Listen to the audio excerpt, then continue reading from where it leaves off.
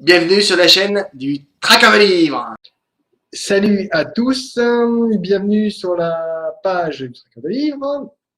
J'espère que tout le monde va bien, que vous avez passé une bonne semaine, que ceux qui étaient comme moi au week-end, séance du livre de poche de Saint-Maur, vous êtes bien éclatés parce qu'on a quand même fait plein les mirettes. J'ai rencontré plein d'auteurs, fait plein de rencontres, rencontré certains d'entre vous, c'était très sympathique et franchement j'ai passé de bons moments. Euh, c'est un peu de la blaguerie parce qu'on est complètement en plein rush avec des auteurs partout, on voit plein de gens, on discute. Moi, j'ai pu échanger avec certains d'entre vous, des discussions qui étaient super intéressantes et je vous en remercie encore parce que voilà, on a échangé des idées, des propos, pas toujours forcément d'accord, mais en même temps, c'est ce qui fait aussi la richesse d'un réseau comme ça et d'avoir ce type de réseaux sociaux. C'est aussi pour ça que voilà, j'ai créé le blog. C'est pour pouvoir nous rassembler sur quelque chose et voilà, vous proposer des bouquins, voilà, des choses que j'ai lues.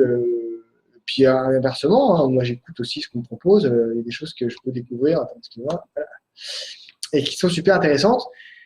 Et donc, vu que c'était un peu dans le rush, et puis que le blog me prend quand même du temps en ce moment, bon, ça, je vous en avais déjà parlé, je fais la chronique Maracubica. Alors, bien, mais une fin que j'ai trouvée bonne, mais il n'y a pas eu de waouh. Et chez Maracubica, maintenant, ouais, de toute façon, dès que ça sort, ça, je le prends parce qu'elle a une capacité, une vraie qualité de narratrice qui, voilà, c'est après le décès de sa mère, Eden, Jessica Sloan essaie de reconstruire sa vie. Elle loue un nouvel appartement, s'inscrit à la fac, mais lorsque l'université l'informe que son numéro de sécurité sociale n'est apparemment pas valide et correspond à une autre, Jessica Sloan, toutes ses certitudes volent en éclats. Pire, lorsqu'elle fouille dans les papiers d'Eden, elle se rend compte que celle-ci ne l'a jamais déclaré à sa charge dans ses revenus. Les jours passent, et le mystère ne fait que s'épaissir, aggravé par l'insomnie chronique dont souffre Jessie. Entre l'épuisement et le deuil, sans carte d'identité ni compte en banque, elle commence à perdre pied. Pourquoi sa mère lui a-t-elle caché qui elle était? Pourquoi a-t-elle toujours refusé de lui parler de son père? Toute sa vie n'est-elle qu'un terrible mensonge?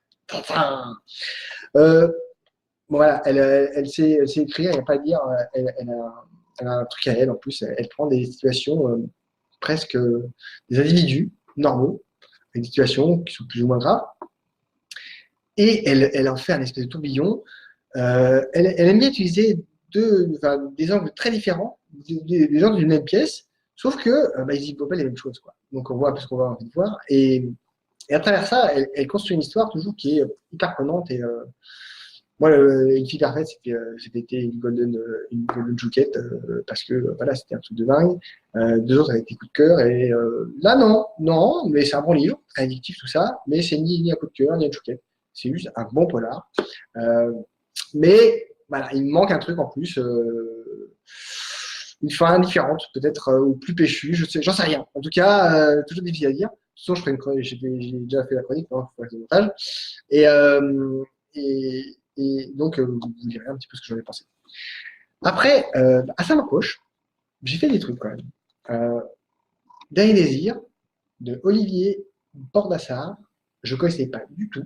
Euh, le pitch, d'abord, ça m'a plu. C'est mon côté tordu. Alors, Mina et Jonathan Martin ont fui la ville et sa fureur consumériste pour une vie simple sur les bords du canal de Berry. Un jour, leur nouveau voisin frappe à la porte. Élégant, riche, spirituel, Vladimir porte le même nom qu'eux, Martin. Le couple s'amuse de cette coïncidence. Très vite, Vladimir Martin a un comportement étrange. Il copie le mode de vie des Martins, couvre leur fils et Mina de cadeaux, adopte l'allure de Jonathan, s'achète la même voiture. Jonathan se méfie, sa femme lui évoque du feu. Le haut venu ne leur veut-il que du bien? Euh, Super original. En plus, c'est court. C'est bien, t'entends? Ça me permet quand même de. Alors, je dis bonjour à Cécile, à Philippe et à Majid. Euh, Bienvenue. C'est un polar très noir, hein. C'est super dur, hein, parce que. Mais en même temps, c'est pas sanglant. C'est pas le. Il y a aussi une espèce de conte moderne, hein, sur ils sont aussi très à la mode hein, de la consommation, que c'est pas bien, que on se barre à l'autre bout de la terre. Voilà, c'est un truc très en vogue.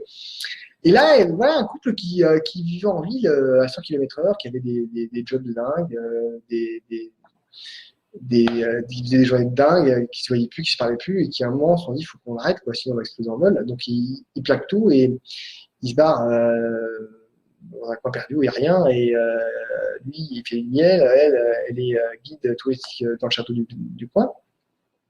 Et ben voilà, lui, il a construit une éolienne, il crée des petits jobs, il crée des petits machins. Et tout doucement, voilà, ils font leur vie. Ils font un enfant, voilà, ils sont plutôt contents, ils sont plutôt joyeux. Ils s'aiment de temps en temps, ils se parlent beaucoup. Ouais, ils ont retrouvé cette espèce de simplicité, de douceur qu'ils pouvaient avoir entre eux.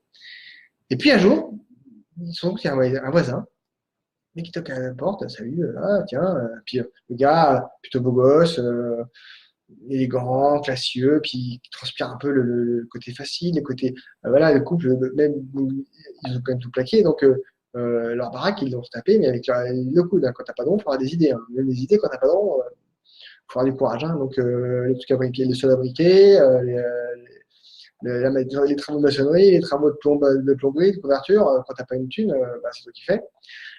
Donc, voilà, ils ont dû.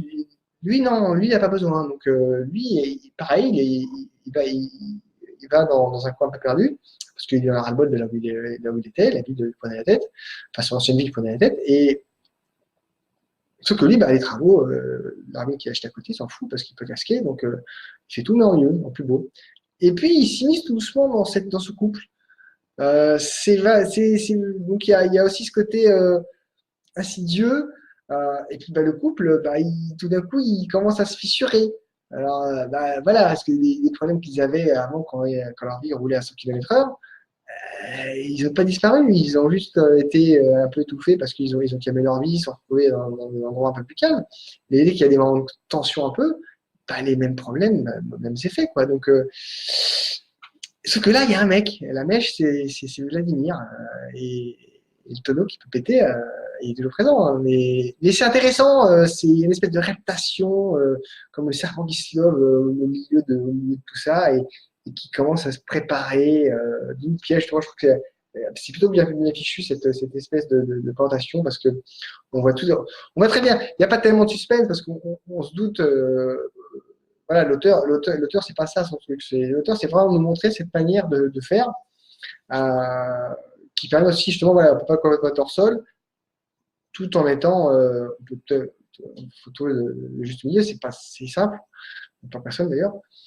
Et là, on voit bien cette espèce de côté, voilà, on y retrouve une vie normale, et tout d'un coup, il y a un mec qui arrive, et puis qui, tu sais, c'est un peu Sharkan, fais confiance, sois tranquille, puis après, il te bouffe. Sauf qu'il y en a forcément un qui termine tout seul, quoi. Donc c'est, et puis c'est un roman noir, donc c'est dur, voilà. Et toujours à savoir poche, je suis ravi parce que je suis tombé sur un sujet qui me plaisait. Alors, un bref des essais de vérité de Didier le Pêcheur. Le pitch, Paris, 1892, simple garçon de café, Jules Léraud voit son existence basculer après avoir permis l'arrestation de l'anarchiste Ravachol. Menacé de représailles, il a d'autre choix pour sauver sa peau que de s'engager dans la police. Ça coûte croit celle de la jeune Zélie, fille des quartiers ouvriers, résolue pour s'extraire de sa condition à vendre son seul bien, c'est-à-dire elle-même. Elle descendra de rafle en basse besogne, au plus profond de la violence et de la corruption humaine. Devenue la scandaleuse reine des Apaches, elle déclenchera, malgré elle, une guerre sanglante entre bandes rivales. Et jamais Jules ne renoncera à aimer Zélie. J'ai toujours apprécié l'histoire, en historique, je ne vous ai jamais caché ces lances. Je ne vous ai jamais caché ça. J'ai des romans historiques dont je vous ai parlé, dont je vous ai fait l'apologie, parce que voilà, je trouvais que c'était des 12 degrés. Là, dans ça, là, on parle des Apaches, parce que certains s'imaginent que les bandes sont apparues il y a 20 ans, mais les Apaches, c'est comme ça qu'on appelait les bandes. Et quand ils se fracassaient la tronche, Voilà, c'était comme il faut, quoi. C'était un peu, ouais, nos lives, nos limites, on claque tout et on défonce tout. Et en même temps, on s'est plongé dans Paris, dans un Paris, euh, là pour l'instant, je suis vraiment le monde qui devient flic parce que voilà, il dénonce parce que instinctivement, voilà, il y a un gars qui fait péter les bombes, il le voit, il le dénonce, il s'imagine pas du tout les conséquences que ça va avoir sur sa propre vie. Parce que oui, il devient un héros du jour au lendemain, sauf que forcément, il n'y a pas un seul anarchiste dans Paris. Hein. Donc, bah, il y a ses camarades qui veulent le crever. Et puis, c'est cette jeune femme, Zélie, cette jeune fille, elle a 15 ans. Même maman, 1992, elle a même, je crois, elle a 13 ans, 14 ans.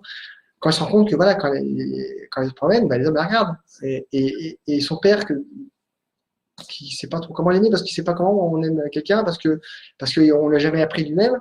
Sa femme est morte, enfin, sa femme est pareil, parce que, voilà, lui, il était juste insupportable. C'est pas qu'il la battait, c'est juste que voilà, il y avait pas de tendresse. Donc c'était des couples voilà, lui, c'est même pas, enfin, c'est elle qui s'occupe de sa gamelle, du ménage, mais lui, c'est pas ses doigts, quoi. Donc cette gamine, c'est tout ce qu'il a et il sait pas comment l'aimer. Donc elle, bah, dès qu'elle peut, bah, elle fiche le camp parce que voilà. Puis un jour, elle tombe sur un mec qui s'appelle le matelot, qui a 30 ans plus qu'elle, 40 ans plus qu'elle, et tout d'un coup, bah, ça devient l'amour du matelot et lui, ça devient son homme. Sauf qu'elle a que 15 ans, donc le père, il la récupère, hop, dans une correction. Une correction, pour Zélie, c'est pas une punition parce que c'est bien pour la vie. Comment elle va se débrouiller quand elle prend fiche le camp. Donc elle rencontre bah, des filles comme elle qui vendent ce qu'elles ont, hein, leur corps. Parce que pour manger, il n'y a que ça. Il y a d'autres solutions qui sont pires. Je ne sais pas ce qui peut être pire, enfin, des solutions encore pires. Mais quand tu n'as rien à bouffer, qu'il te faut un toit et un pieu, voilà. Et au fil en aiguille, il se passe des choses. Voilà. Je ne vais pas vous en parler plus. J'en suis à la page 128. Bon, c'est des trucs, mais je ne vais pas tout vous dire quand même. Voilà, mais je suis content parce que ça fait partie des sujets que je voulais voir traités de manière intéressante. Et là, l'auteur arrive à me captiver parce qu'il se sert de l'histoire. Alors, il se sert aussi de choses qui n'existent pas, bien entendu, mais il part quand même de choses réelles et qui sont super intéressantes. Il y a ça, il y a des sujets comme Vidocq, pareil, avec les bandes avec les cannes. Cannes, hein, qui appartient aussi avec les SAT, les seuls à ramasser en français. Si un jour vous avez l'occasion de voir des compétitions de Cannes, c'est super bon à voir. Et c'est encore autre chose, mais c'est des sujets qui sont super intéressants parce que c'est l'histoire, c'est pas si vieux que ça. Vidocq, c'est quand même un mec qui est chef de sûreté, alors il a des 4 fois quand même. Hein. Donc, sans être, il ne s'agit pas de dire que c'est un fantôme, il s'agit juste de dire que c'est des personnages qui sont quand même super, je sais pas moi, super charismatiques, qui ont une importance. L'histoire, c'est notre histoire. Et j'ai pas encore lu, alors j'ai lu des bios de lui, mais je sais pas, c'était pas. Merci pour ce direct, bah, Réveille. Bah, merci à toi, Philippe, d'être resté. Hein. Et donc, bah, j'attends de voir voilà, des trucs comme ça, des romans historiques par exemple, mais qui vous prennent, qui vous entraînent, qui vous emmènent voilà, sur des aventures qui sont avec des personnages. On prend des personnages réels et puis on en prend d'autres qui n'existent pas et on mélange tout ça et on fait une histoire hyper dynamique, pleine de jus, pleine de peps, avec de tout quoi, avec un peu de sel, un peu de poivre et puis ça se mange. Hein, et c'est l'amour, un peu de frites, un peu d'action, quelques événements historiques qui sont frappants, qui nous permettront peut-être de nous rattacher. Voilà, les auteurs savent faire, il y a plein d'auteurs qui savent faire. Non, livre de poche, il y avait des centaines d'auteurs. En plus, j'ai trouvé qu'ils étaient tous adorables. Voilà, moi, je me suis côté petite chouquette en disant, tiens, moi, les chouquettes, voilà. Et puis c'était sympa, c'était chouette. Ils étaient ouverts, on pouvait parler avec eux. C'était chouette, voilà. Moi, c'était sympa et j'étais vachement content parce que j'ai rencontré plein de gens. J'ai parlé à quelques auteurs, j'avais un projet, petit projet, enfin, ouais, qu'on arrivera à mettre en place. Ils sont ouverts à plein de choses, donc je pense que c'est aussi le boulot des blogueurs, des youtubeurs, tout ce que appelez ça comme vous voulez, de promouvoir ces gens-là parce que d'abord, ils n'arrivent pas à en bouffer, c'est pas normal. Quoi qu'on me dise, moi je veux bien tout ce qu'on veut, mais écrire un livre, ça prend du temps, ça prend plusieurs mois, ça demande des recherches, du travail. Et s'ils n'ont pas de job à côté, eh ben, ils ne bouffent pas. Notre boulot à nous, c'est de faire connaître. Et à travers le blog, c'est vraiment ce que j'ai essayé de faire. Il y a aussi une chose qui va se passer, c'est que vraiment le blog, bon, j'ai à peu près 300 vidéos sur la chaîne, j'en ai 160, je crois, sur le blog. Euh, j'ai deux solutions. Ou je travaille comme une mule pendant 15 jours, 3 semaines, et je mets tout le reste des vidéos. Ou déjà, je prends celle que j'ai faite, je les modifie parce que voilà, au début j'en ai mise, et puis au fur et à mesure j'ai vu des choses qui n'allaient pas, et j'ai modifié la présentation. Le problème, c'est que du coup, il faut que je modifie toutes celles que j'ai faites. Donc je vais continuer à mettre les nouvelles que je fais.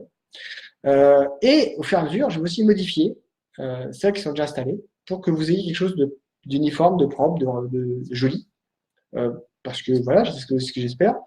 De temps en temps, peut-être que je mettrai des nouveaux parce que il y en a quelques-unes, il faut que je vérifie, mais j'aimerais bien quand même qu'elles y soient parce que simplement, juillet août arrive rapidement, les vacances avec l'envie de se promener, l'envie de bouquiner, enfin le temps déjà, peut-être aussi pour prendre le temps de bouquiner à la plage, à la montagne, où vous alliez, ou juste à la maison, tranquillement.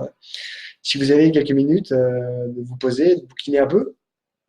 Et donc, voilà, il y a les chouquettes, il y a tout ça. Et puis il y a le blog, et le blog, il va aussi servir à ça, à vous parler de tout ça, à vous parler de bouquins plus plaisent qu'on en pense, plus plaisent il y a besoin. Voilà, c'est aussi bête que ça. Et à partir de là, c'est mieux. C'est mieux parce que dans ces cas-là, on n'ose plus. Hein. Donc, il y a euh, voilà, les choquettes, ça c'est dur, mais en même temps, le coup de cœur, c'est très très bon, mais plus que tout au monde. Ceux qui étaient le plus étaient très bons, mais il manquait quelque chose. Donc, la chouquette, c'est différent, on en vient, voilà, ça fait des années que je me suis retrouvé. Là, m'accroche, hein, il se passera jamais. La coupe au cœur, c'est sûr, enfin c'est sûr, voilà, c'est autre chose. Et voilà, chouquette, c'est comme ça. Celui qui a rien, c'est juste quelque chose de très bon. C'est juste pas pareil, c'est tout. C'est comme ça. Alors après, on veut ou pas. En tout cas, voilà, je voulais juste vous dire que donc je vous montre tout ça là. Donc chouquet, pardon. Donc à tourner du jour de Marie Koulika, de dernier, dernier désir Olivier Bordacar et un bref désir de Didier le pêcheur. Voilà. Écoutez, lisez, mangez une chouquette, éclatez-vous bien. Et puis, surtout, bonne lecture. Prenez votre temps. Profitez bien. À bientôt. Salut!